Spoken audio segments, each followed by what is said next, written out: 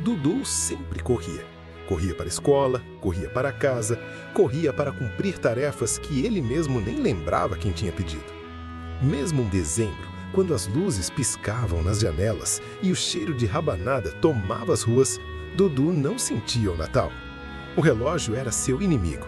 Tic-tac, tic-tac. Depois eu brinco, depois eu abraço, depois eu volto. Mas o depois nunca chegava. Na noite de Natal, enquanto a família se reunia na sala, Dudu estava no quarto, olhando o celular, esperando o tempo passar.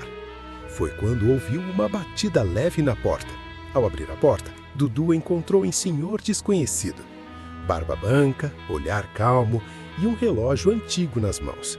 "Você anda com muita pressa, menino", disse ele sorrindo. Dudu estranhou. Quem é o senhor? Alguém que já correu demais e aprendeu tarde. O velho estendeu o relógio. Este objeto pode parar o tempo, mas só uma vez, apenas no momento perfeito do Natal. Dudu riu, achando que era brincadeira.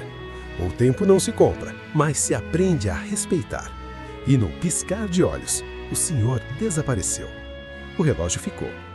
Dudu passou a noite inteira olhando para aquele relógio. E se fosse verdade?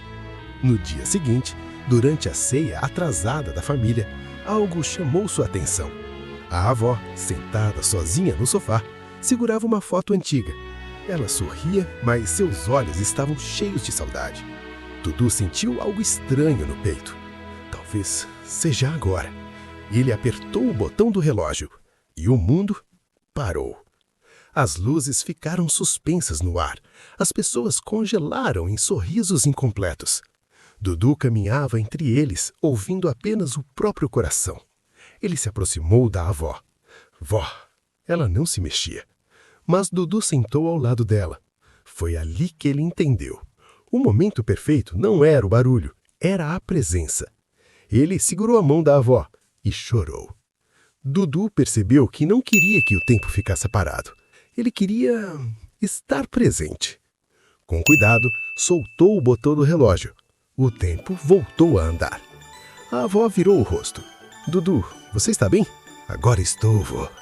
Ele a abraçou forte, sem pressa, sem celular, sem depois. No fim da noite, Dudu procurou o relógio. Ele estava ali, mas sem ponteiros.